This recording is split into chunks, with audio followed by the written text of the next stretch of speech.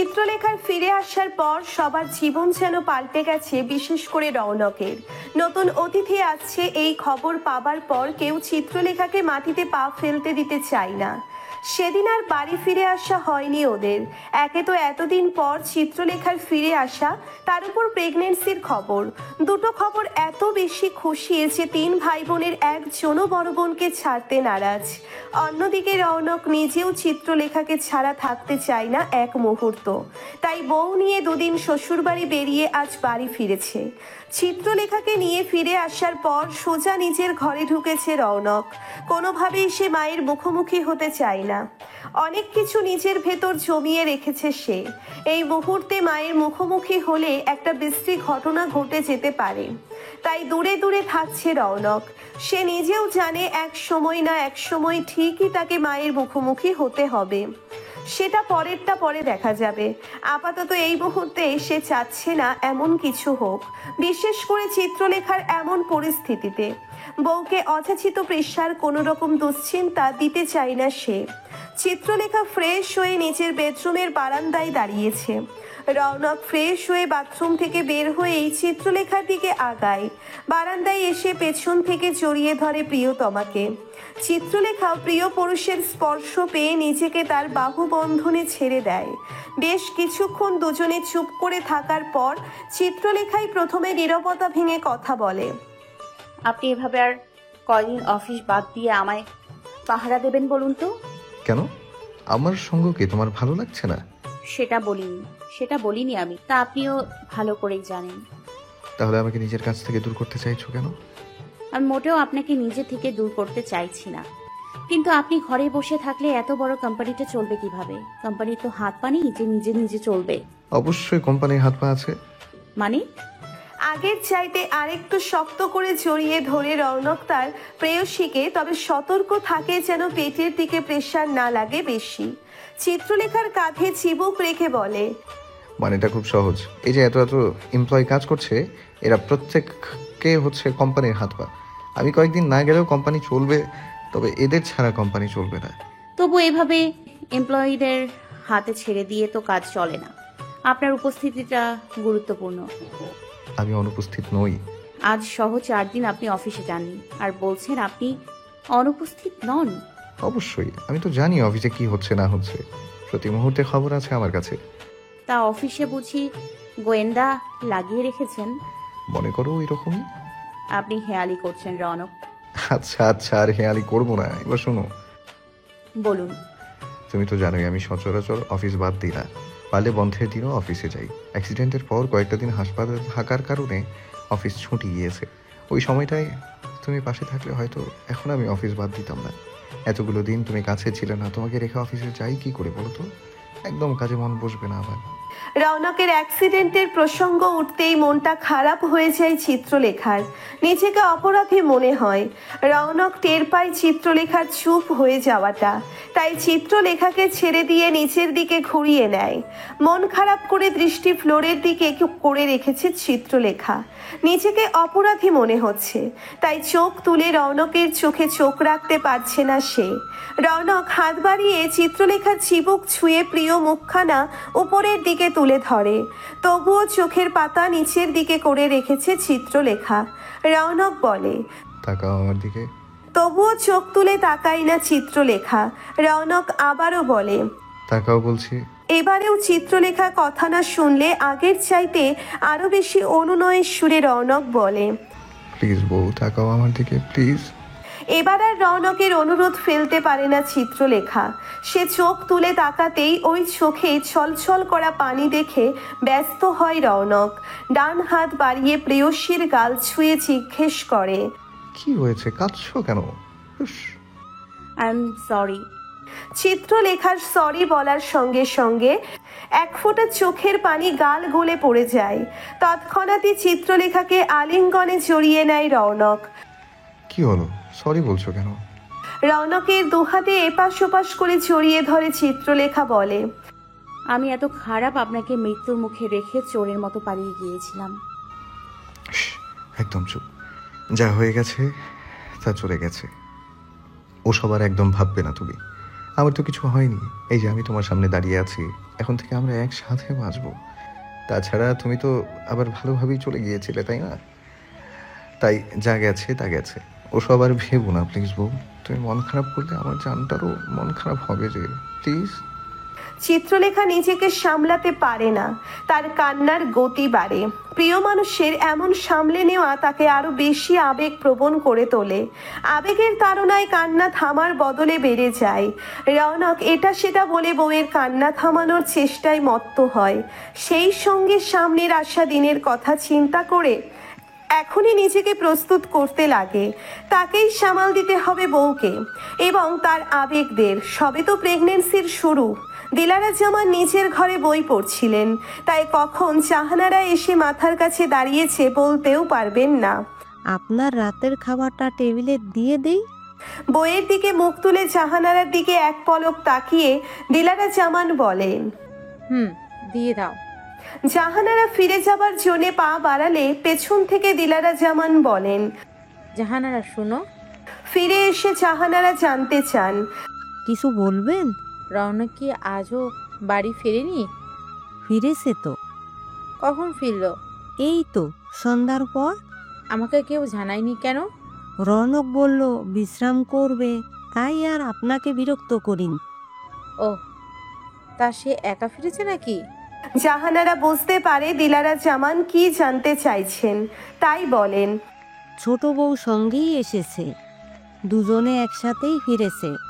ফস করে একটা নিঃশ্বাস ছেড়ে দিলারা জামান বলেন, আচ্ছা, ডিনার দিয়ে দাও টেবিলে। জাহানারা আর অপেক্ষা না করে বেরিয়ে যান। দিলারা জামান আরো খানিকটা পরে তারপর বই রাখবেন চিন্তা করেন, কিন্তু পুনরায় বইয়ের শব্দে মনোনিবেশ করার আগেই ওনার মোবাইল ফোনটা বেজে ওঠে। একবার যেহেতু বইয়ের থেকে মনোযোগ সরেছে, তাই আপাতত বইটা নামিয়ে রাখার সিদ্ধান্ত নেন। এমনিও ডিনার করার সঙ্গে সঙ্গে ঘুমান না তিনি, খাওয়ার পর না হয় আবার খানিকটা পড়া যাবে। তাই বইটা নামিয়ে রেখে সাইড টেবিলে বাজতে থাকা মোবাইলটা তুলে হাতে নেন। ফোনের স্ক্রিনে সাবার নাম ভাসছে। কেটে যাবার আগে কলটা রিসিভ করেন দিলারা জামান। কল রিসিভ হতেই লাইনের অন্য পাশ থেকে সাবার ন্যাকা কান্নার আওয়াজ পাওয়া যায়। সেই শব্দ শুনতে পেয়েই দিলারা জামান জিজ্ঞেস করেন, কি হয়েছে শ্রাবডিয়ার, তুমি কাঁদছো কেন? I want Raunak aunty, please you to do something. আমি রৌনককে ছাড়া বাঁচবো না আন্টি। Calm down my girl, Raunak তোমারই হবে, আই প্রমিস ইউ দ্যাট। কিন্তু আপনি তো কিছু করছেন না, কিভাবে হবে রৌনক আমার? আমি কি করছি না করছি সেটা সময় হলে জানতে পারবে সুইটহার্ট। এখন কান্না বন্ধ করো তো, give me a smile, come on be a good girl. সাবার সঙ্গে কথা শেষ করে ফোনটা নামিয়ে রেখে দিলারা জামান মনে মনে ভাবেন, তুমি ভাবতেও পারবে না সাবা, আমি এবারে কোন চালটা চালবো। এমন একটা ট্রাম্প কার্ড আমার হাতে আছে যে এমন হাজারটা মেয়ে আমার রৌনকের জীবন থেকে ভ্যানিশ হয়ে যাবে। You just wait and watch. Class বাদ দিয়ে লিখনের জন্য অপেক্ষা করছে রিপা, কিন্তু লিখনের যেন দেখা নেই। ঘন্টার উপরে হয়ে গেছে এতক্ষণে লিখনের চলে আসার কথা, কিন্তু দেরি করছে কেন বুঝতে পারছে না রিপা। এর মধ্যে বেশ কয়েকবার কলও দিয়েছে, কিন্তু যথারীতি লিখন তার কল রিসিভ করেনি। 3 দিন ধরে এই একটা ঘটনা চলছে। রিপা জানে না লিখন কেন তার কল রিসিভ করছে না। খোঁজ নিয়ে জেনেছে এই সময় লিখন আজ ক্যাম্পাসে থাকবে, তাই নিজের ক্লাস বাদ দিয়ে লিখনের জন্য অপেক্ষা করছে। কারণ এভাবে না হলে লিখন যদি তার কল রিসিভ না করে, তাহলে লিখনের বাসায় গিয়ে উপস্থিত হওয়া ছাড়া আর কোনো উপায় থাকবে না রিপার কাছে। কিন্তু এভাবে লিখনের বাসায় গিয়ে উপস্থিত হতে চায় না সে। বিষয়টাকে লিখন নিজেও পছন্দ করবে না, তা রিপা ভালো করেই জানে। আপাতত তার টেনশন একটাই, লিখনের হঠাৎ হলো কি যে সে কল রিসিভ করছে না। প্রায় 1.5 ঘন্টা অপেক্ষা করার পর রিপা যখন হাল ছেড়ে দেওয়ার সিদ্ধান্ত নেয়, মনে মনে ঠিক করে সে আজকের দিনটা অপেক্ষা করবে।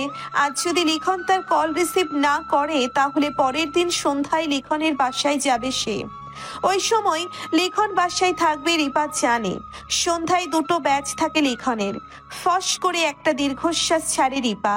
লিখনের দেখা না পাওয়ায় মনটা খারাপ হয়ে গেছে তার। অনেক আশা নিয়ে অপেক্ষা করছিল, কিন্তু সেই আশায় গুড়ে বালি হয়েছে। মন খারাপ করেই উঠে দাঁড়ায় রিপা। আজ আর ক্লাস করতে মন চাইছে না। এমন মনমরা হয়ে ক্লাস করেও লাভ নেই, তাই বাসায় ফিরে যাবার সিদ্ধান্ত নেয়। রিক্সা নিতে কিছুটা এগিয়ে আসতেই কদম থমকে দাঁড়ায় রিপার লিখনকে দেখতে পেয়ে। লিখন যে রিপাকে দেখতে পায়নি তা নয়, দুজনেরই চোখে চোখ পড়েছে।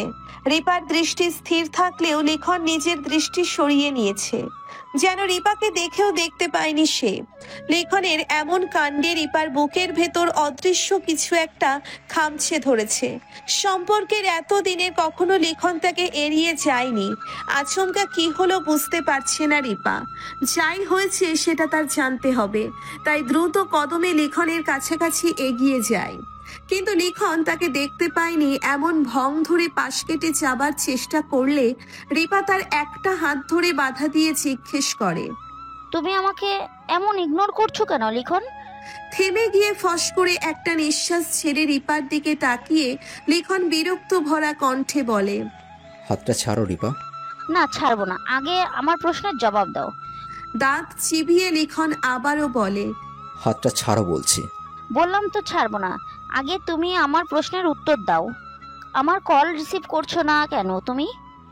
কখন থেকে আমি তোমার জন্য অপেক্ষা করছি তা তুমি কি জানো? কই কি ছিল এতক্ষণ তুমি? আমি কইছিলাম সেটা তোমার না ছাড়লেও চলবে। আর কে বলেছে তোমাকে আমার জন্য অপেক্ষা করতে? আমি বলছি। তুমি আমার কল রিসিভ করছো না 3 দিন ধরে, আমাকে এভাবে ইগনোর করছো? রিপাকে কথা শেষ করতে না দিয়ে লিখন বলে, বুঝতে যেহেতু পারতেছ আমি তোমাকে ইগনোর করতেছি, তাহলে জিজ্ঞেস করতেছ কেন আবার? জিজ্ঞাসা করবো না? তুমি আমাকে কেন ইগনোর করছো সেটা জানার রাইট নেই আমার? তুমি যথেষ্ট স্মার্ট রিপা। আমি তোমাকে কেন ইগনোর করতেছি এটা জানার মতো বোধ বুদ্ধি তোমার আছে। তাছাড়া তুমি খুব ভালো মতোই জানো আমি কেন তোমাকে ইগনোর করতেছি। ট্রাস্ট মি লিখন, আমি জানি না কেন তুমি এমন করছো। প্লিজ আমাকে বলো কি হয়েছে। আমি কথা দিচ্ছি এরপর আমি আর সেকেন্ড টাইম এরম এখনই ভুল করব না। তাও প্লিজ আমাকে এভাবে ইগনোর করো না। কথা বলার এই পর্যায়ে রিপার চোখ নোনা জলে ভরে উঠলে তা দেখে দৃষ্টি সরিয়ে নেয় লিখন। সে যতই রাগ করে থাকুক, যতই অভিমান হোক তার, রিপা যত বড় ভুলই করে থাকুক, তবুও রিপার চোখে পানি দেখার সাহস লিখনের নেই। কিন্তু এক্ষুনি সব মিটমাট করে নিতেও পারছে না সে। ভীষণ রাগ হয়েছে তার রিপার উপর। রিপাকে এতখানি ভালো না বাসলে হয়তো সম্পর্কই রাখতো না, কিন্তু রিপার সাথে সম্পর্ক ছিন্ন করার কথা লিখন ভাবতেও পারে না। তবে এই মুহূর্তে তার স্পেস দরকার, নিজেকে পরিস্থিতির সাথে মানিয়ে নেওয়ার মতো সময় দরকার। নিজের মায়ের মতো বড় বোনের জীবনে আগত বিপর্যয়ের জন্যে রিপারই আপন বড় বোন দায়ী। বিষয়টা জানার পর থেকে ঠিকঠাক হজম করতে পারেনি লিখন। এখনো ধাতস্থ হতে পারছে না সে, যদিও লিখন জানে এতে রিপার কোনো দোষ নেই। এসব নিয়ে রিপার সঙ্গে অভিমানও হয়নি তার। লিখনের অভিমান এই কথা জানার পর হয়েছে যে সব জেনেও রিপা লিখনকে কিচ্ছু জানায়নি, তার থেকে সবটা আড়াল করে গেছে। এই কথাটা জানার পর থেকেই অভিমান হয়েছে লিখনের। সেই অভিমানী রাগের রূপ ধারণ করেছে কেবল। সবকিছু সয়ে নিতে ধাতস্থ হতে খানিকটা সময় দরকার লিখনের। সেজন্যেই মূলত রিপাকে আপাতত সাময়িক সময়ের জন্য এড়িয়ে যাওয়া তার। তুমি কোনো ছোটখাটো বাচ্চা না হচ্ছে তোমাকে তোমার ভুল দোষ পয়েন্ট আউট করে দিতে হবে। রিপা কিছু বলার আগে তাকে অবাক করে দিয়ে তার হাত থেকে ঝটকা দিয়ে নিচের হাত ছাড়িয়ে নিয়ে লিখন আরো বলে, এই মুহূর্তে তোমার সঙ্গে কথা বলা তো দূরের কথা, তোমার মুখটাও দেখতে মন চাইছে না আমার।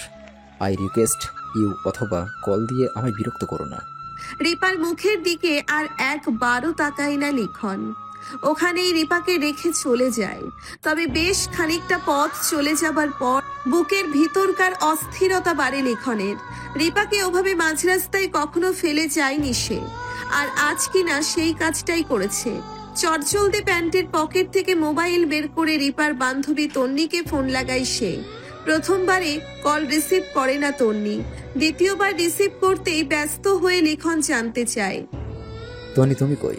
ক্লাস শেষ করে বের হলাম ভাইয়া, আরেকটা ক্লাস আছে। তুমি প্লিজ একটু রিপাকে ফোন দাও। রিপার কি হয়েছে? কিছু হয় নাই, তুমি ওকে ফোন দাও আর ওকে একা ছাইরো না প্লিজ। ওরে একটু বাসায় পৌঁছায় দিয়ে আসো। আর শোনো, ওকে বইলো না আমি তোমাকে ফোন দিয়ে বলছি। আপনাদের কি ঝগড়া হয়েছে ভাইয়া? রিপা 2 দিন ধরে ঠিকঠাক ক্লাস করতেছে না। কিছু হয় না, সব ঠিক আছে। তোমাকে যেটা বললাম জলদি করো প্লিজ। ওর একটু খেয়াল রাখো আপাতত। ওকে বইলো না আমার কথা। আচ্ছা। ফোনটা রেখে ফস করে একটা নিঃশ্বাস ছাড়ে লিখন। সে নিজেও জানে রিপাকে ছাড়া থাকতে পারবে না, কিন্তু সম্পর্কের এমন মারপ্যাচ নিয়ে এগিয়ে যাওয়ার আগে ধাতস্থ হওয়াটা খুব জরুরি। ভবিষ্যতে যেন কোনো সমস্যা না হয় সেজন্যেই সাময়িক সময় দরকার লিখনের নিজেকে এই সম্পর্কটার জন্য পুরোপুরি প্রস্তুত করে নিতে। জাস্ট কয়েকটা দিন, তারপর সব ঠিক হয়ে যাবে। লিখন সব ঠিক করে দিবে। রিপাকে এত ভালোবাসবে যে সব রাগ, অভিমান, মন খারাপ সব ভুলে যাবে রিপা। তিলোত্তমার মুখোমুখি বসে আছেন দিলারা জামান। দুজনের মাঝে এর মধ্যেই কুশলাদি বিনিময় হয়েছে। তিলোত্তমার সঙ্গে দেখা করতে চান ফোন করে দিলারা জামান। যখন এই কথা জানালেন ভীষণ অবাক হয়েছিল তিলোত্তমা। তবুও নিজের অবাক হওয়াকে পাশে রেখে ঘটনা কি জানতে এখানে উপস্থিত হওয়া তার। তা আমার সাথে হঠাৎ দেখা করতে চাওয়ার কারণটা কি? কিন্তু এখনো বুঝতে পারছি না আমি। কেন কোনো কারণ ছাড়া কি আমি তোমার সাথে দেখা করতে পারি না? না, ঠিক তা নয়। আপনি ফোনে বলছিলেন জরুরি প্রয়োজন। হ্যাঁ, তা প্রয়োজন একটা আছে, ভীষণ প্রয়োজন। সেটাই জানতে চাই, কি প্রয়োজনে? তাও আমার কাছে এত বছর পর। এত বছর পর আমার এখনো ভাবলে আফসোস হয় জানো। রৌনকের সাথে কি ভীষণ সুন্দর লাগতো তোমায়। ইনফ্যাক্ট তোমাদের দুজনকে একে অপরের সঙ্গে যত মানিয়েছে ততটা অন্য কারোর সঙ্গে মানাবে বলে আমার মনে হয় না। এই দেখো না, কোথায় তুমি আর কোথায়। চিত্রলেখার নামটা মুখে আনতে চেয়েও আনেন না দিলারা জামান। ওনার তেতো মুখ দেখে তা বুঝতে পারে তিলোত্তমা। রৌনক আবার বিয়ে করেছে, শুনেছ নিশ্চয়ই? না তো, রনকের বিয়ের কথা আমি কি জানার কথা? ইচ্ছে করে সবটা চেপে যায় তিলোত্তমা। দিলারা জামান শাশুড়ি হিসেবে তার প্রতি কখনোই খারাপ ছিল না, তবে সে মানুষ হিসেবে কেমন সেই সম্পর্কে কিঞ্চিত ধারণা সে রাখে। আর ধারণা রাখে বলেই ইচ্ছে করে চেপে গেল যে সে জানে রৌনক বিয়ে করেছে। ইনফ্যাক্ট রৌনকের বর্তমান স্ত্রী চিত্রলেখার সঙ্গে তার দেখাও হয়েছে। আপাতত কিছুই বলবে না সে দিলারা জামানকে। আগে জানতে হবে এই মহিলা আসলে কি চাই তার কাছে, তার আসল উদ্দেশ্যটা কি। ও না, আমি ভাবলাম হয়তো জানো তুমি। না, আপনি ভুলে জানেন। না, আপনি ভুল জানেন। রনকের জীবনে কি হচ্ছে না হচ্ছে কিছুই আমার জানা নেই। ইনফ্যাক্ট আমার তো জানার কথাও নয়, কারণ সেই রাইট আমার নেই। ডিভোর্সের পর রনকের জীবনে কি হচ্ছে না হচ্ছে বা সে কি করছে এইসব তো আমার জানার কথা নয়, আর জানার অধিকারও আমার নেই। তা অবশ্য ঠিক বলেছ, তবে আমি তো মা, আমি আমার ছেলের মন ঠিকই বুঝি। আমি জানি রৌনক আজও তোমায় ভুলতে পারেনি। এখনো রৌনকের মনের কোথাও তুমি আছো। দিলারা জামানের কথা শুনে খানিকটা নয় বেশ অনেকটাই অবাক হয় তিলোত্তমা। রৌনকের সঙ্গে দেখা হবার আগে এসব কথা শুনলে হয়তো সে বিশ্বাস করে ফেলতো, কিন্তু তিলোত্তমা জানে এই মুহূর্তে দিলারা জামান যা বলছেন সবটাই তার মন গড়া। তিলোত্তমা তার জানাটা চোখ মুখে ফুটিয়ে তোলে না, স্বাভাবিক থাকার চেষ্টা করে বলে, এমন হলে নিশ্চয়ই রনক আবার বিয়ে করতো না। আরে বুঝতে পারছো না তুমি? একটু বুঝিয়ে বলুন তাহলে। ওই মেয়েটা যাকে রৌনক বিয়ে করেছে, নাম পরিচয়হীন ছোট লোক, টাকার জন্য রৌনককে হাত করেছে। এইসব ছোট লোকদের চেনা আছে আমার। টাকার জন্য এরা বড়লোক পুরুষের বিছানায় যাওয়ার আগে দুবার ভাবে না। আপাদমস্তক ছোট লোক কোথাকার। দিলারা জামানের মুখের কথা শুনে মনে মনে বিষম খায় তিলোত্তমা। আবার এটাও জানে রৌনক যদি জানতে পারে তার মা তারই বউ সম্পর্কে এমন ধারণা পোষণ করে তাহলে একটা বিশ্বযুদ্ধ লাগতে সময় লাগবে না। রৌনকের চোখে চিত্রলেখার জন্যে সেই ভালোবাসা তিলোত্তমা নিজে দেখেছে, যে ভালোবাসার জন্যে সমগ্র দুনিয়ার সঙ্গে যুদ্ধ করা যায় এমন ভালোবাসাটাই বাসে রৌনক চিত্রলেখাকে। তিলোত্তমার মনের ভেতর কি চলছে তা দিলারা জামানকে বুঝতে না দিয়ে সে জানতে চায়। বেশ বুঝলাম, কিন্তু আমাকে এসব বলার কারণ? আমি কি করতে পারি বা আমার কি করার আছে এই বিষয়ে? স্মিত হাসেন দিলারা জামান। টেবিলের উপর থাকা তিলোত্তমার হাত বাড়িয়ে ধরে বলেন, আই নিড ইউর হেল্প। মাথা ঝাঁকায় তিলোত্তমা, বলে, আচ্ছা, কি করতে পারি আমি এই জন্য? রৌনককে এই ঝামেলা থেকে বের করতে হবে যেভাবেই হোক। আমি জানি রৌনক এখনো তোমায় ভালোবাসে। তুমি বললে ও অবশ্যই তোমার কথা শুনবে। ইনফ্যাক্ট তুমি চাইলে তোমরা দুজন আবার এক হতে পারো। দিলারা জামানের এমন কথায় আর এক দফা বিষম খায় তিলোত্তমা। এবার নিজের অন্তঃসত্ত্বা পেটের দিকে তাকিয়ে পুনরায় মুখ তুলে দিলারা জামানের দিকে তাকিয়ে বলে, এটা আমার third baby. I am happily married. Oh come on silly. Raunak তোমাকে এতখানি ভালোবাসে যে সে তোমার এমন 3টা নয় 30টা বাচ্চাও মেনে নিবে, আপন করে নিবে। সেটা হয়তো সম্ভব হবে না, তার রৌনক আমাকে যতই ভালোবাসুক। তবে দিলারা জামানের মুখটা সামান্য নিভে এসেছিল, কিন্তু তৎক্ষণাৎই আবার উজ্জ্বল হয়ে ওঠে তিলোত্তমার বাকি কথা শুনে। তবে আমি রৌনকের সাথে কথা বলবো, চেষ্টা করব তাকে এই ঝামেলা থেকে বের করে আনার। I will try my best. Thank you so much my dear. Chair ছেড়ে উঠে দাঁড়ায় তিলোত্তমা। আজ আসছি, রৌনকের সঙ্গে কথা বলবো আমি। আপনি কোনো চিন্তা করবেন না, আমি ওকে এই ঝামেলার থেকে বের করে আনবো। এতটুকু আমি তার জন্য করতেই পারি। আসছি। দিলারা জামানকে আর কিছু বলার সুযোগ না দিয়েই সামনের দিকে এগিয়ে যায় তিলোত্তমা। পেছনে বসে থেকে দিলারা জামান আপন মনেই ভাবেন, এবার আমিও দেখব আমাকে কে হারায়। নিজের বেস্ট চালটা তিনি চেলে দিয়েছেন। দিলারা জামান খুব ভালো করেই জানেন রৌনক একটা সময় পাগলের মতো ভালোবেসেছে তিলোত্তমাকে। এতগুলো বছর বিয়ে করেনি তিলোত্তমাকে ভালোবেসেই। ছেলের এই ভালোবাসাকেই হাতিয়ার বানিয়ে বাজিমাত করবেন এবার তিনি। রেস্টুরেন্ট থেকে বেরিয়েই কল লাগায় তিলোত্তমা। লাইনের অন্য পাশে কল রিসিভ হতেই ঝটপট বলে, you need to meet, it's urgent. লাইনের অন্য পাশে থাকা রৌনক এক মুহূর্ত সময় নিয়ে বলে, কাম টু মাই অফিস। আধ ঘন্টার মধ্যে বের হওয়ার জন্য ফ্রি হব আমি। 10 মিনিট লাগবে আমার, আমি ধানমন্ডিতে আছি। Okay, see you in my office then. রৌনকের কল কেটে মঈনকে ফোন লাগাই তিলোত্তমা গাড়ি নিয়ে আসতে। পার্কিংয়ে তার জন্য অপেক্ষা করছে মঈন। ইচ্ছে করেই সামনে আসেনি সে দিলারা জামানের। বলা যায় তিলোত্তমা নিজেই ইচ্ছে করে বরকে সামনে নিয়ে যায়নি। দিলারা জামান কেমন ম্যানুপুলেটিভ মানুষ তা তিলোত্তমা খুব ভালো করেই জানে। সেজন্যই আগে থেকে সতর্ক ছিল সে। চিত্রলেখা নিজের ঘরে বসেছিল। আচমকা কারো ঘরে প্রবেশ করার শব্দ কানে আসতেই মুখ তুলে তাকায় সে। রৌনককে দেখতে পেয়ে মুখ উজ্জ্বল হয়ে ওঠে তার। রৌনককে দেখতে পেয়ে তাড়াহুড়ো করে বিছানা ছেড়ে উঠে দাঁড়ায় চিত্রলেখা। তা দেখে এগিয়ে আসতে আসতেই রৌনক বলে, কেয়ারফুল বউ। ওখানেই দাঁড়িয়ে পড়ে চিত্রলেখা। রৌনক এগিয়ে এসে আলিঙ্গনে জড়িয়ে নেয় তার প্রিয়তমাকে। আচমকা এভাবে জড়িয়ে ধরায় খানিকটা অবাক হয় চিত্রলেখা। যদিও রৌনকের তাকে জড়িয়ে ধরাটা নতুন কিছু নয়, তবুও মানুষটার প্রতিটি স্পর্শ তার চেনা। এই যেমন এই মুহূর্তে চিত্রলেখা অনুভব করতে পারছে কিছু একটা ঠিক নেই, কিছু একটা হয়েছে যার জন্যে রৌনক বিচলিত।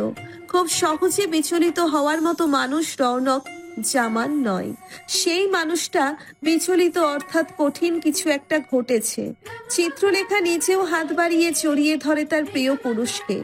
রৌনককে নিজের শক্ত আলিঙ্গনে নিয়ে জানতে চায়, সব ঠিক আছে তো? কিছু কি হয়েছে? রৌনক কিছু বলে না। চিত্রলেখার ঘাড়ে মুখ ডুবিয়ে দিয়ে বড় বড় করে নিঃশ্বাস টেনে নিয়ে নিজেকে শান্ত করার প্রচেষ্টা চালায়। বলা যায় যতখানি উদ্বিগ্নতা নিয়ে সে বাড়ি এসেছিল তার অনেকটাই কেটে গেছে, অনেকখানি মস্তিষ্ক ঠান্ডা হয়ে গেছে তার ইতিমধ্যেই।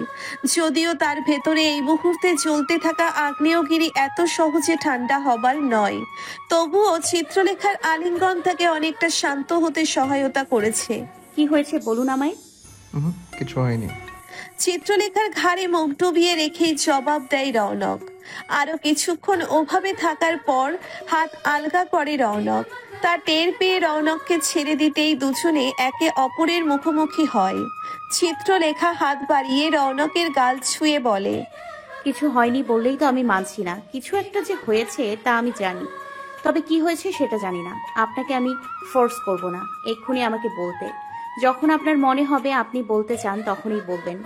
আপনি বলা পর্যন্ত আমি অপেক্ষা করব, কোনো তাড়া নেই। রৌনক কিছু বলে না, কেবল তাকিয়ে থাকে প্রেয়সীর মুখপানে। দুজনের দৃষ্টি একে অপরের সীমাবদ্ধ। রৌনকের ঠোঁটজোড়া নিষ্পিস করছে তার সামনে বসে থাকা প্রিয় নারীর ঠোঁটজোড়া নিজের দখলে নিতে। ঠিক এই মুহূর্তে দরজায় কারো টোকার শব্দ হতেই দুজনে ভ্রম কাটিয়ে বেরিয়ে আসে। ভেতরে এসো। রৌনকের জবাবে দরজা ঠেলে ভেতরে প্রবেশ করে তানিয়া। তাকে দেখে রৌনককে ছেড়ে দাঁড়ায় চিত্রলেখা। তানিয়া এগিয়ে এসে চিত্রলেখাকে জড়িয়ে ধরে ছেড়ে দিয়ে মুখে মস্ত এক হাসি ফুটিয়ে নিয়ে বলে, কংগ্রেচুলেশনস। থ্যাংক ইউ ভাবি। তানিয়া দুহাতের আজলায় চিত্রলেখার চোয়াল নিয়ে হাসি মুখ করে বলে, তুমি ভাবতেও পারবে না আমরা সবাই ঠিক কতটা খুশি। ফাইনালি তোমাদের রৌনকের বাবু আসছে। Thank you so much Chitralekha. তুমি এসে কেবল রৌনককে নয়, আমাদের সবাইকে কমপ্লিট করেছো, এই পরিবারটাকে কমপ্লিট করেছো।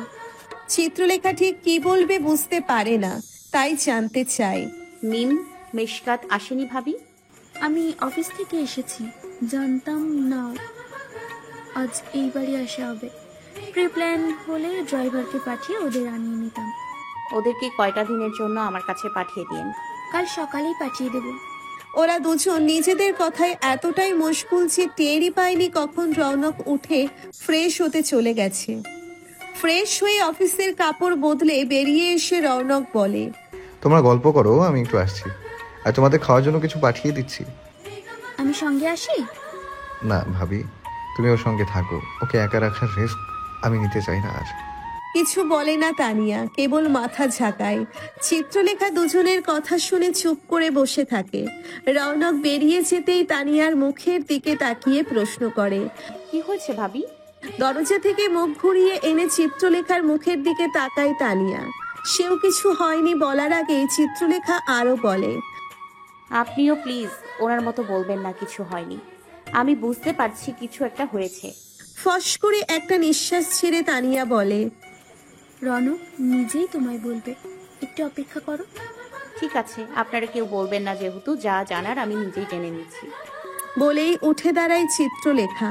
তাকে বাধা দেওয়ার চেষ্টা করে তানিয়া বলে, এখন যেও না নিচে। আমার ওনার পাশে থাকাটা খুব দরকার ভাবি।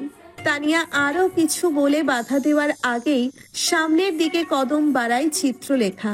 তার পেছন পেছন আগায় তানিয়া নিজেও। সিঁড়ি বেয়ে নিচে নামতেই রৌনক দেখে বসার ঘরেই বসে আছেন দিলারা জামান। জাহানারাকে কোনো ইনস্ট্রাকশন দিচ্ছেন। রৌনক কিছুটা এগিয়ে আসতেই প্রস্থান করার জন্য পেছন ঘুরতেই জাহানারা তাকে দেখতে পেয়ে জিজ্ঞেস করেন, চা দেই তোমায়? না, এখন চা খেতে মন চাইছে না। আচ্ছা। জাহানারা চলে যাবার আগে রৌনক আরো বলে, ভাবি এসেছে, আমার ঘরে আছে।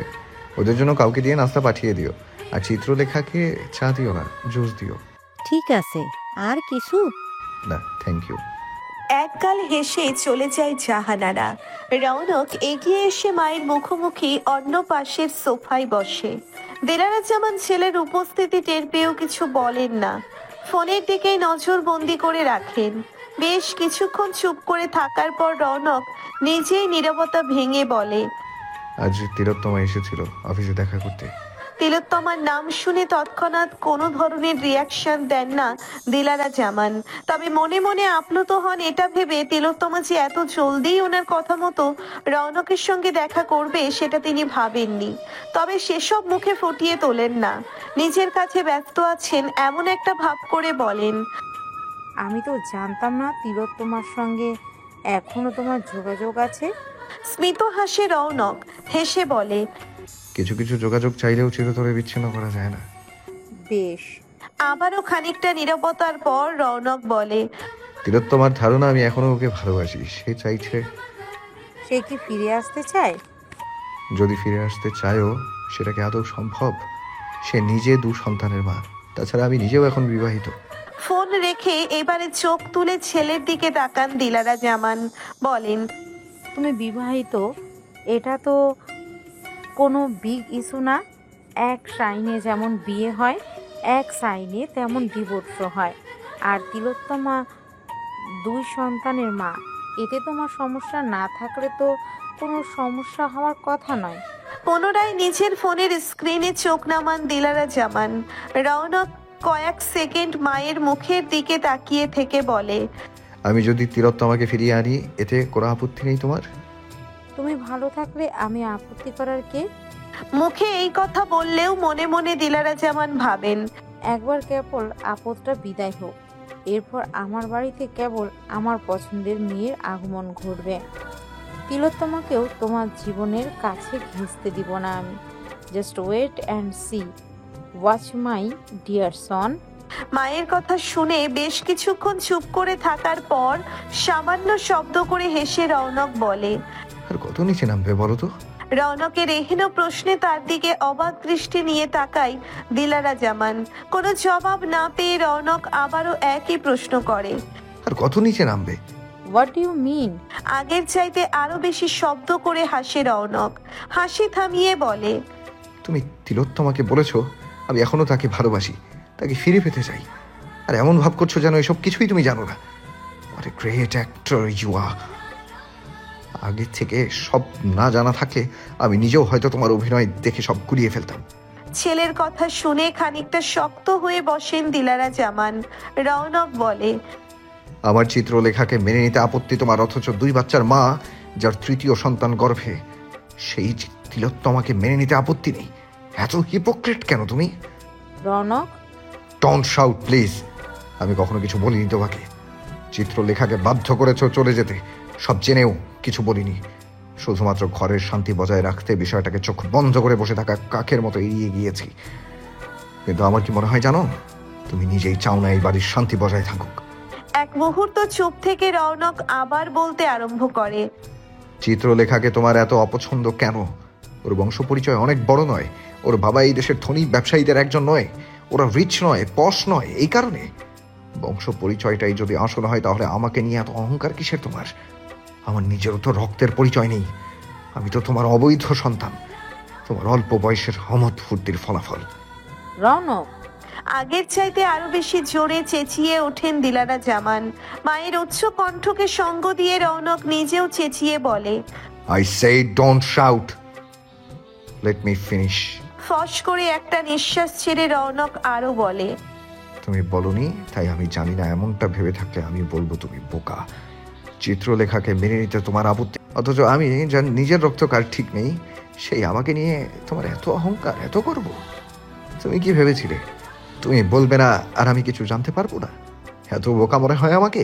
হ্যাঁ, লেট মি রিমাইন্ড ইউ, আমাকে জন্ম তুমি দিলেও আমি শরাফত জামানের ছেলে। আমাকে তুমি পেটে ধরেছ, অন্য একজনের রক্ত আমার শরীরে, কিন্তু আমার এই জীবনটা শরাফত জামানের। আমি শরাফত জামানের ছেলে রৌনক জামান। তুমি নিজের চালাকি মনে করে যে সত্যটা আমার থেকে গোপন করে রেখেছ, আমার জীবনের সেই সত্যটা আমি অনেক আগে থেকেই জানি, এবং এই সত্য নিয়ে আমার বিন্দু মাত্র আফসোস নেই। আবারও কয়েক সেকেন্ড চুপ থেকে রৌনক বলে, কি ভেবেছিলে আমি কিছুই জানতে পারবো না? চিত্রলেখা চলে যাবে, আমি হাতে হাত দিয়ে বসে থাকবো, সত্যি মিথ্যা জানার চেষ্টা করব না? আমার জন্ম পরিচয় নিয়ে ওকে ভয় দেখাবে, মিডিয়াকে, বোর্ড অফ ডিরেক্টরদের সব জানিয়ে দেওয়ার হুমকি দেবে। সবাই সব জেনে গেলে আমাকে আমার কোম্পানি পজিশন সব হারাতে হবে। এসব হুমকি দিয়ে ওকে বাধ্য করবে আমাকে ছেড়ে চলে যেতে।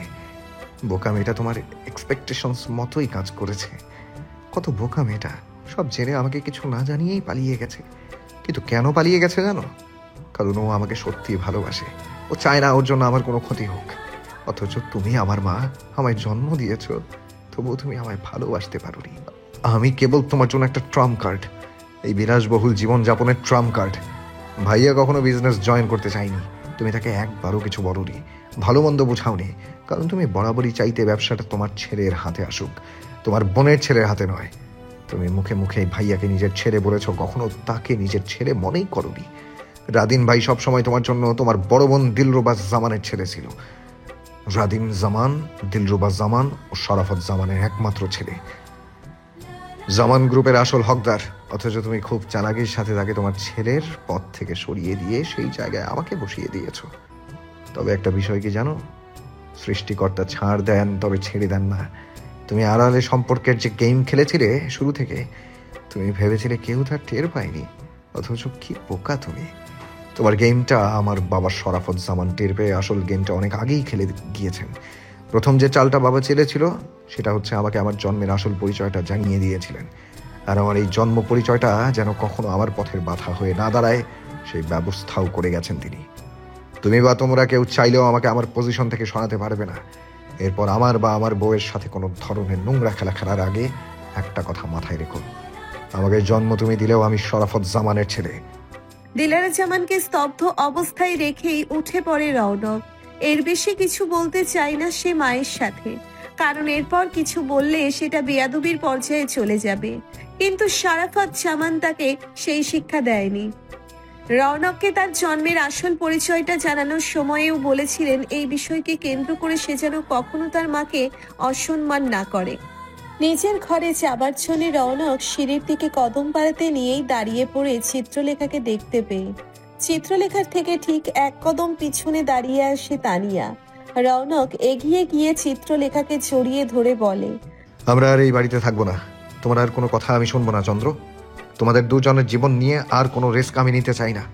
যে নিজের ছেলেকে রেহাই দেয় না, সে আমার সন্তানকে আঘাত করার আগে দুবার ভাববে না। আমি তোমাদের হারাতে চাই না, প্লিজ। চিত্রলেখা কিছু বলে না, চুপচাপ রৌনকের আলিঙ্গনে নিজেকে ছেড়ে দেয়। রৌনকের ভেতরকার অস্থিরতা সে না বললেও চিত্রলেখা অনুভব করতে পারছে। এই মুহূর্তে তার শান্ত হওয়া প্রয়োজন। রাত গভীর হয়ে চারিদিকে নিস্তব্ধতা নেমেছে। নিজের ঘরের বিছানায় রৌনককে বুকে নিয়ে আধশোয়া হয়ে বসে আছে চিত্রলেখা। অনেকক্ষণ দুজনের একজনও কোনো কথা বলেনি। বেশ অনেকক্ষণ নীরবতার পর সেই নীরবতা ভেঙে চিত্রলেখায় প্রথমে কথা বলে, আমি বলেছিলাম কি না মানে তুমি আমাকে হাজার বোঝানোর চেষ্টা করলেও কোনো কাজ এবার আর হবে না। তোমার কথা শুনেই আমি একটা সুযোগ দিয়েছিলাম, কিন্তু কি হলো? কিছু কিছু মানুষ কখনো পরিবর্তন হয় না চন্দ্র। আমার মা তাঁতেরই একজন, সে কখনো পরিবর্তন হবে না। তার জন্য টাকা পয়সা ঐশ্বর্য অভিজাত্য এত বেশি ইম্পর্টেন্ট যে সেসবের সামনে আমারও কোনো ভ্যালু নেই। ইভেন আমাকে কেবল নিজের স্বার্থে ব্যবহার করেছে সে সব সময়। I was a trump card for her, nothing else. Chitralekha আর কথা বলে না। সে চাইলেই রৌনককে বোঝাতে পারে, কিন্তু কিছু কিছু সময় ছেড়ে দিতে হয়, মেনে নিতে হয়। এর আগে বহুবার এমন হয়েছে, রৌনক তার অনেক কথাই মেনে নিয়েছে, নিজের ইচ্ছের বিরুদ্ধে গিয়েও মেনেছে। তাই চিত্রলেখা এবার মেনে নেওয়ার সিদ্ধান্ত নিয়েছে। কখনো কখনো অপর মানুষটার কথাও মানতে হয়। তার মনের শান্তির জন্য ভুল অভুলের চিন্তা বাদ দিয়ে কথা শোনায় কোনো দোষ নেই। তাকে নিয়ে তাদের অনাগত সন্তানের আগমনকে কেন্দ্র করে রৌনকের ভয় আতঙ্ক টের পায় চিত্রলেখা।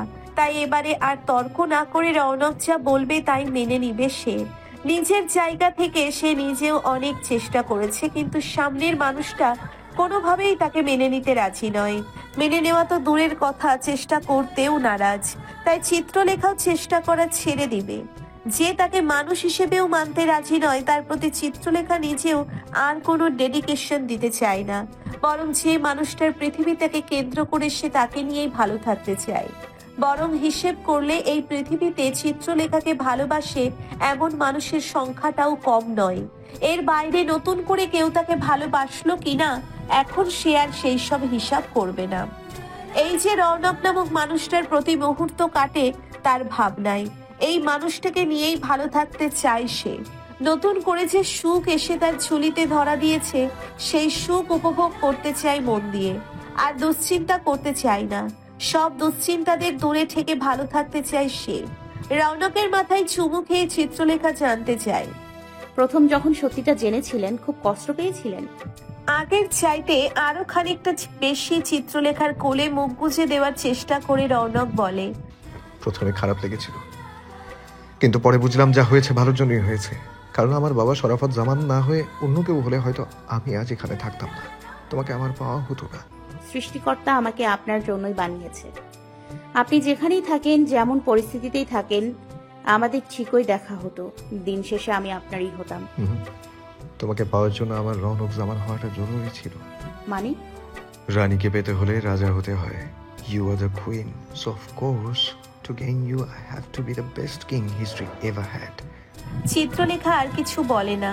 রৌনকের সঙ্গে সে কখনো কথাই পারবে না, পারার চেষ্টাও করে না। আর এখান থেকে শুরু হবে তাদের জীবনের আর একটা নতুন অধ্যায়ের। এই ঘটনার পর 7 দিন পেরিয়ে গেছে। লিখনের সাথে কোনো রকম যোগাযোগের চেষ্টা করেনি রিপা। আজ সকাল থেকে বুকের ভেতরটা কেমন খচখচ করছে তার। রিপার বান্ধবীকে ফোন দিয়ে কোনো খবর পাওয়া যায়নি। সেদিনের পর রিপা ক্লাসেও যায়নি। কেউ জানে না রিপা কোথায় আছে, কেমন আছে। বিকেল বেলায় এই কথা জানার পর থেকে আরো বেশি অস্থির লাগছে লিখনের। সে জানে ওই দিন তার রিপাকে অতগুলো কথা বলা উচিত হয়নি। সাধারণত নিজের টেম্পার হারায় না সে, সহনশীল হিসেবেই পরিচিত লিখন, কিন্তু সেদিন নিজের সহনশীলতার উপর নিয়ন্ত্রণ হারিয়ে ফেলেছিল। বিশেষ করে যখন জানলো চিত্রলেখা খুব সম্ভবত অন্তঃসত্ত্বা অবস্থাতেই সব ছেড়ে চলে গিয়েছিল, তার একটা বড় ধরনের ক্ষতি হয়ে যেতে পারত, বাচ্চাটার কিছু একটা হয়ে যেতে পারত। এসব শোনার পর নিজের রাগের উপর আর নিয়ন্ত্রণ রাখতে পারেনি সে।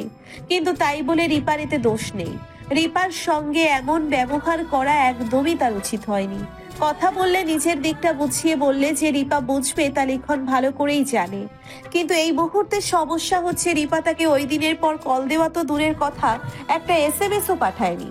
এই 7 দিনে লিখনের ফোনের SMS box, WhatsApp Messenger box কোথাও একটা SMS আসেনি রিপার পক্ষ থেকে। এই মুহূর্তে এই বিষয়টাই সবচেয়ে বেশি ভাবাচ্ছে তাকে। লিখন জানে রিপা বোকাদের মতো কোনো ভুল সিদ্ধান্ত নিবে না, তবু একটা অচেনা ভয় লিখনের বুকের ভেতরটা কামড়ে রেখেছে। অনেক সময় শক্তপোক্ত মানুষেরাও আবেগের বশে ভুল সিদ্ধান্ত নিয়ে ফেলে। আচমকাই রিপাকে হারিয়ে ফেলার ভয়ে নিঃশ্বাস বন্ধ হয়ে আসতে লাগে তার। মোবাইল ফোনটা হাতে নিয়ে সময় দেখে রাত 11:30 বাজে। আর কিছু চিন্তা করতে পারে না লিখন। মান অভিমানের চক্করে নিজের মূল্যবান সম্পর্কের একটি হারাতে চায় না সে। তাছাড়া আরেকজনের ভুল দোষের শাস্তি রিপার প্রাপ্য নয়। সে রিপার বোন হলেও নয়, তবুও সে রিপাকে শাস্তি দিয়েছে। নিজের ভুল শুধরে নেওয়ার সময় হয়ে গিয়েছে। এর বেশি দেরি করতে চায় না সে। আর সময় বিলম্ব না করে হোয়াটসঅ্যাপে ঢুকে রিপার নম্বরে কল লাগায় লিখন। এক একটা রিংয়ের শব্দের সঙ্গে পাল্লা দিয়ে লিখনের হৃৎপিণ্ডের গতিও বাড়ে। রিং হয়ে কলটা কেটে যায়। রিপা রিসিভ করে না। ভয় বাড়ে লিখনের। একে একে 3 বার কল দেয় সে, তবুও রিপা কলটা রিসিভ করে না। এখন মনে হচ্ছে ভয়ে আতঙ্কে লিখনের হৃৎপিণ্ডটা মুখ গলে বেরিয়ে আসবে। নিজেই নিজেকে জোরে জোরে কষিয়ে কয়েকটা চড় মারতে পারলে ভালো হতো। রিপার সঙ্গে দেখা হলেই বলবে তাকে ঠাস ঠাস করে কয়েকটা চড় লাগাতে। এতটুকু তার প্রাপ্য রিপাকে কষ্ট দেওয়ার জন্য। আরো একবার সময় দেখে সে 11:40 রিপার সাথে দেখা করতে যাবার সিদ্ধান্ত নেয় সে। এখন যাওয়াটা ঠিক হচ্ছে কিনা বুঝতে পারছে না, কিন্তু আপাতত মাথা কাজ করছে না লেখনের।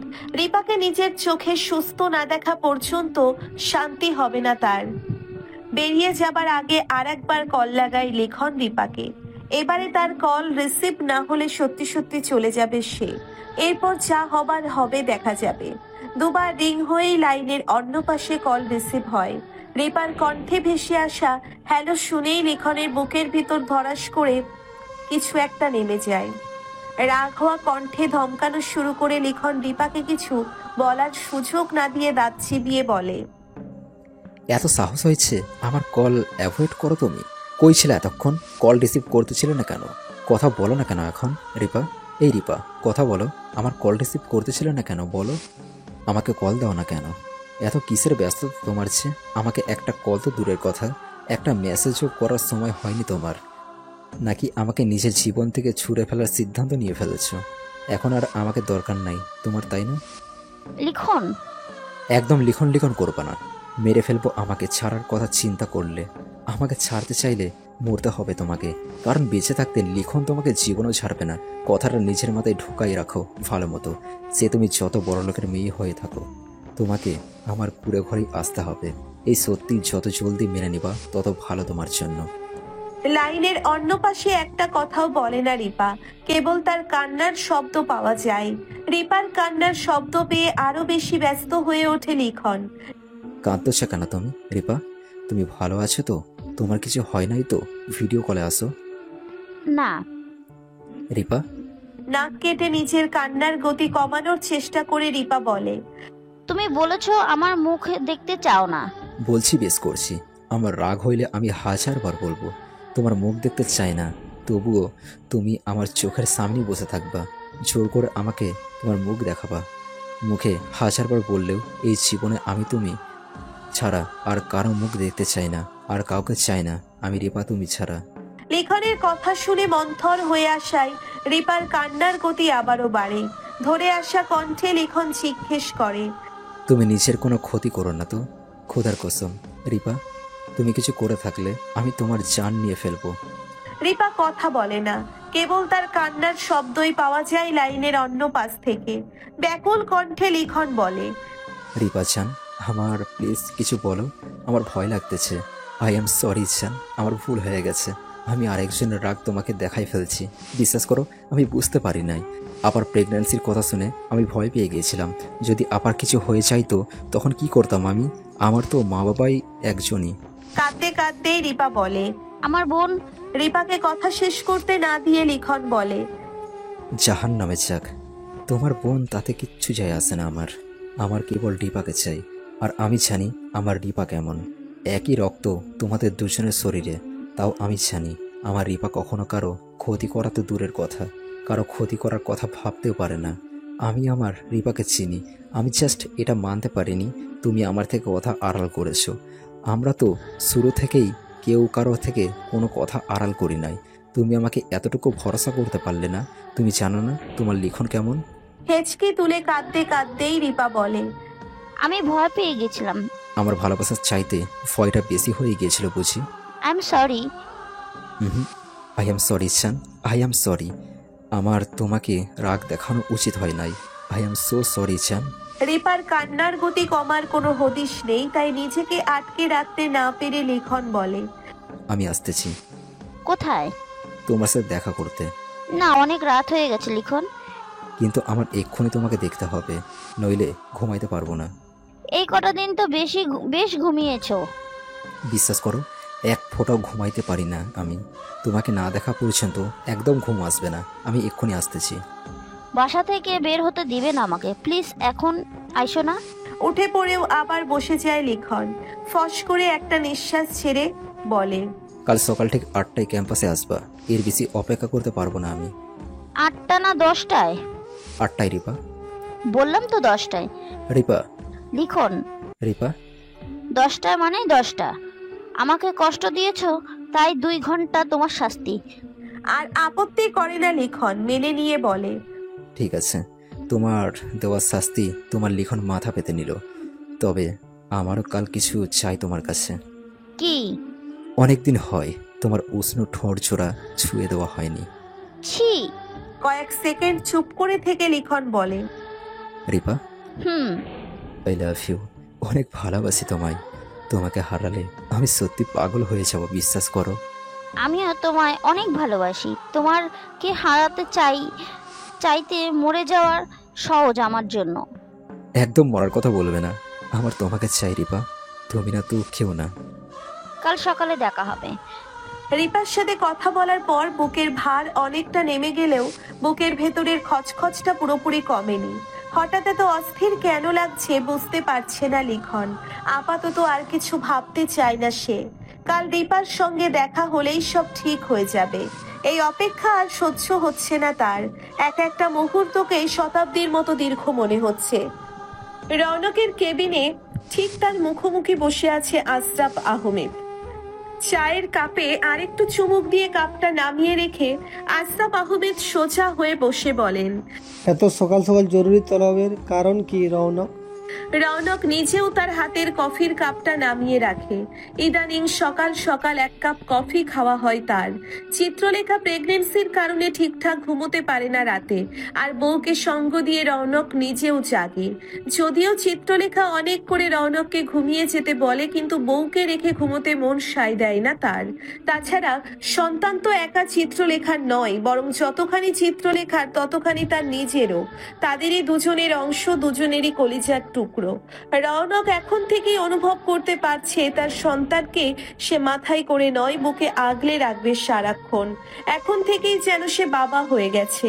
বাচ্চাটা চিত্রলেখার গর্ভে থাকলেও রৌনক তার অনুভূতিতে তার সন্তানের উপস্থিতি টের পায়, যেন পৃথিবীতে না এসেও সে চলে এসেছে তাদের জীবনে। তাই নিজ সন্তানের পৃথিবীতে আসার একটা মুহূর্ত মিস করতে চায় না সে। কাজের পরের সবটুকু সময় সে চিত্রলেখার সঙ্গে কাটায়। কেবল চিত্রলেখা নয়, বউ বাচ্চা দুজনকে সময় দেয় সে। এখন এই দুটো মানুষই তার পৃথিবী। সারা রাত চিত্রলেখার ঠিকঠাক ঘুম হয় না, শেষ রাতে গিয়ে চোখ লাগে তার। তাই সকাল সকাল আর ঘুম ভাঙায় না সে চিত্রলেখার। 4 দিন হয়েছে শ্যামলীর ওই বাসা ছেড়ে ধানমন্ডির ফ্ল্যাটে উঠেছে তারা। এখান থেকে অফিসের পথও অর্ধেকটা কমে এসেছে। রৌনক চাইলেই চট করে বাসায় চলে যেতে পারবে। চিত্রলেখা একা আছে আপাতত। জাহানারাকে ওদের সাথে আসার জন্য জোর করেনি রৌনক। খারাপ হলেও দিলারা জামান তার মা। মায়ের দিকটা ভাবতে না চাইলেও ভাবতে হয়েছে তাকে। বাবার থেকে এমন শিক্ষা পেয়েই বড় হয়েছে সে। তবে জাহানারাকে বলে এসেছে সে চাইলে ওদের কাছে এসে থাকতে পারে।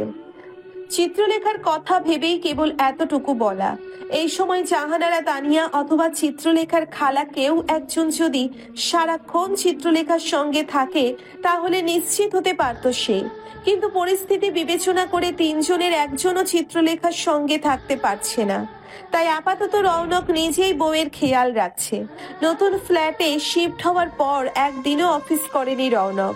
আজও অফিস আসার পরিকল্পনা ছিল না তার। জরুরি একটা কাজ ছিল বলে আসতে বাধ্য হয়েছে সে। কাজটা শেষ করেই ঘন্টাখানিকের মধ্যেই আবার ফিরে যাবে। তার চেষ্টা চিত্রলেখা ঘুম থেকে ওঠার আগেই সে বাসায় ফিরে যাবে। তাই তো সকাল 7টায় আশরাফ আহমেদকে দেখা করতে বলেছে সে। এত সকালে কেউ আসে না অফিসে। অফিস শুরুই হয় 10টায়, লাবিব আসে 9:30টায়। আজকের এই মিটিংটার জন্য লাবিবকেও সকাল সকাল আসতে হয়েছে। কফির কাপটা হাত থেকে নামিয়ে রেখে একটা ফাইল সামনের দিকে এগিয়ে দেয় রৌনক। তা দেখে আশরাফ আহমেদ জিজ্ঞেস করেন, কিসের ফাইল? দেখুন, দেখলেই বুঝতে পারবেন। ভালোভাবে পড়ে সাইন করে দিন। ফাইলটা হাতে নিয়ে মনোযোগ সহ পড়েন আশরাফ আহমেদ। মুহূর্তেই ওনার চেহারার ভাবভঙ্গি পরিবর্তন হয়ে যায়। ফাইলটা এক প্রকার আছাড়ে টেবিলে রেখে চেঁচিয়ে বলেন, হোয়াট ইজ দিস রৌনক? বাংলায় লেখা আছে তো, আশা করি আপনার পড়তে অসুবিধা হয়নি। এসবের মানে কি? Relax uncle, relax. এত হাইপার হওয়ার মতো কিছু হয়নি। এসব দেখো হাইপার হব না বলছো? না, হবেন না, কারণ এসব আপনার কর্মফল। কর্মফল? ইয়েস, তবে আপনার একার নয়, আপনার ও আপনার মেয়ের। আপনি কি ভেবেছেন আপনারা বাবা মেয়ে একের পর এক গেম খেলে যাবেন আর আমি বসে বসে তামাশা দেখব? আনফর্চুনেটলি আপনি ভুল মানুষের সঙ্গে খেলতে নেমেছেন। আপনি কি ভেবেছেন ইম্পোর্ট এক্সপোর্টের নামে আপনি সারা দেশে ড্রাগস স্মাগলিং করবেন আর আমি টেরও পাবো না? আমার কোম্পানির শেয়ার হোল্ডাররা কে কোথায় কি করছে না করছে সব খবর আমার জানা আছে। আপনি নিশ্চয়ই জানেন আমার অ্যাক্সিডেন্টটা কেবল অ্যাক্সিডেন্ট ছিল না, খুব ভালো প্ল্যান করেছিলেন। আপনি ভেবেছিলেন ধরা পড়লেও আপনার নাম আসবে না, বাট আফসোস আনফর্চুনেটলি আমি জানি আমার অ্যাক্সিডেন্টের পেছনে আসল মাস্টার মাইন্ডটা আপনি। এক মুহূর্ত চুপ থেকে রৌনক আরো বলে, আপনি আমার বাবার ক্লোজ ফ্রেন্ড, তাই শুধুমাত্র এই কোম্পানিতে আপনার শেয়ারটুকু নিচ্ছি। আপনি আমার বাবার বন্ধু না হলে আজ আপনার কি অবস্থা করতাম আপনি ভাবতেও পারবেন না। তাই চুপচাপ সাইনটা করে দিন। আর ফ্রিতে নিচ্ছি না, আজকে আপনার অ্যাকাউন্টে টাকা পৌঁছে যাবে। আমার আবার চ্যারিটি নেওয়ার অভ্যেস নেই। ওয়াইফের জন্য কিনছি, চওড়া দাম পাবেন আপনি আপনার শেয়ারের। আশরাফ আহমেদের দিকে কলম এগিয়ে দিয়ে রৌনক আরো বলে, সাইন করুন আঙ্কেল। রৌনকের এগিয়ে দেওয়া কলম হাতে নিয়ে এক মুহূর্ত ভাবেন আশরাফ আহমেদ। তিনি ভালো করেই রৌনকের ক্ষমতার সম্পর্কে অবগত। সে চাইলেই যে চুটকি বাঁচিয়ে তাকে নিঃস্ব করার ক্ষমতা রাখে তা আশরাফ আহমেদের অজানা নয়। তাই কখনো প্রকাশ্যে রৌনকের খারাপ সাইডে যেতে চায়নি। তবে জামান গ্রুপের উপর শুরু থেকেই নজর ছিল ওনার। রৌনককে কোনোভাবে সরাতে পারলে ওনার পথটা সহজ হতো, কিন্তু ওনার প্ল্যান ওনার উপরেই ব্যাকফায়ার করেছে। এই মুহূর্তে বিবাদ না বাড়িয়ে চুপচাপ রৌনকের কথা মেনে নেওয়াটাই বরং বুদ্ধিমানের কাজ হবে। কোম্পানিতে শেয়ার না থাকুক, বিনিময়ে টাকা তো পাচ্ছে, তাই আর সময় বিলম্ব না করে চুপচাপ স্বাক্ষর করে দেয় সে। ফাইলে স্বাক্ষর করে বেরিয়ে যাওয়ার জন্য চেয়ার ছেড়ে উঠে দাঁড়ালে রৌনক আরো বলে, 1 মিনিট আঙ্কেল, সাবাকে কাইন্ডলি আমার একটা মেসেজ পৌঁছে দেবেন। ওকে বলবেন বেঞ্চে থাকতে চাইলে যেন আমার এবং বিশেষ করে আমার বউয়ের থেকে দূরে থাকে, নয়তো আপনারা দাফন করার জন্য লাশটাও খুঁজে পাবেন না। আর এক মুহূর্ত দাঁড়ায় না আশরাফ আহমেদ। রৌনক যা বলেছে তা করার ক্ষমতা সে রাখে, এই খবর তিনি ভালো করেই জানেন। রৌনককে এর বেশি খেপালে যে বিষয়টা ভালো হবে না তা বেশ বুঝতে পারছেন, তাই কোনো প্রতিউত্তর করেন না। আশরাফ আহমেদ বেরিয়ে গেলে রৌনকও উঠে পড়ে। তখনই কেবিনের দরজা ঠেলে প্রবেশ করে লাবিব। আসবো স্যার। এসো লাবিব। তাকে উঠতে দেখে কাছাকাছি এগিয়ে এসে লাবিব জিজ্ঞেস করে, কোথাও বের হচ্ছেন? বাসায় যাচ্ছি, আমার কাজ শেষ। কাজ শেষ? রৌনকের কেবিনে থাকা দেওয়াল ঘড়ির দিকে তাকায় সে। সবে সকাল 7:30 বাজে। এই আধা ঘন্টা মিটিং এর জন্য এত সকাল সকাল এসেছে সে। মনে মনে কপাল চাপড়াই লাবিব। সবে তো 7:30 বাজে। তোমরা অফিস করো, আমি বাসায় যাচ্ছি বউয়ের কাছে। হাতের ফাইলটা দেখিয়ে সে আরো বলে, বউয়ের জন্য গিফট। আর অপেক্ষা না করে বেরিয়ে পড়ে রৌনক। ইদানিং চিত্রলেখার থেকে দূরে থাকতেই মন চাই না তার। লাবিবকে ওখানে রেখেই বেরিয়ে পড়ে রৌনক। আজকাল সে খুব বেশি হাসি খুশি থাকছে। এই রৌনককে দেখতেও ভালো লাগছে লাবিবের। রাস্তার খুব একটা জ্যাম না থাকায় ফাঁকা রাস্তা পেয়ে হাই স্পিডে গাড়ি চালিয়ে মাত্র 20 মিনিটে বাসার সামনে এসে থামে সে। আসার সময় যদিও ফুলের দোকানে দাঁড়িয়েছিল কয়েক মিনিটের জন্য। একটা গোলাপ ফুলের বুকে নিয়েছে সে প্রিয়তমার জন্য। চিত্রলেখা যেহেতু লিফটে উঠতে পারে না, তাই খুব বেশি উপরে নয়, 3 তলার ফ্ল্যাট নিয়েছে সে, যেন পায়ে হেঁটে উঠতে তার বউয়ের কষ্ট না হয়। কোনো রকম শব্দ না করে ফ্ল্যাটে প্রবেশ করে সে। গায়ের কোটটা খুলে বসার ঘরের সোফার উপর রেখেই বেডরুমের দিকে আগায় রৌনক। খুব সাবধানে নিঃশব্দে প্রবেশ করে সে, বিন্দুমাত্র শব্দও করে না। প্রেগনেন্সির জন্য কিনা কে জানে, সামান্য শব্দেও ঘুম ভেঙে যায় চিত্রলেখার। সারা রাত ছটফট করতে দেখেছে, তাই বউয়ের ঘুম নষ্ট করতে চায় না সে। হাতে থাকা গোলাপের বুকেটা চিত্রলেখার মাথার কাছে বেড সাইড টেবিলে রেখে ঘুরে গিয়ে তার মাথার কাছে থাকা সাইড টেবিলের ড্রয়ারে ফাইলটা রাখে। তারপর আরো বেশি সাবধানে বিছানায় উঠে ব্ল্যাঙ্কেটের নিচে ঢুকে পড়ে। রৌনক বালিশে মাথা রাখতেই চিত্রলেখা তার উপস্থিতি টের পেয়ে রৌনকের বুকে মাথা গুজে দেয়। তার শরীরের উষ্ণতায় নিজেকে ডুবিয়ে দিতে লাগে। এক হাত বাড়িয়ে চিত্রলেখার কোমরের কাছে জড়িয়ে ধরে রৌনক, আর এক হাত বাড়িয়ে মাথায় হাত বুলিয়ে দিতে লাগে।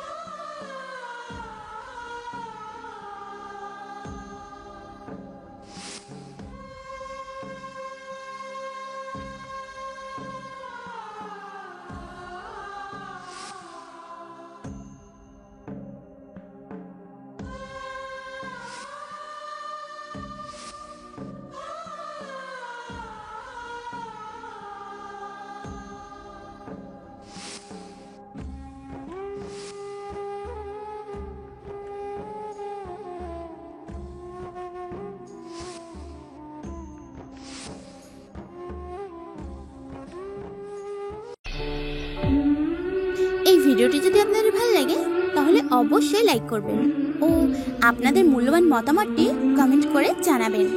আর এরকম ভালোবাসার ভিডিওগুলি দেখার জন্য আমাদের চ্যানেলটি সাবস্ক্রাইব করে আমাদের সাথেই থাকুন।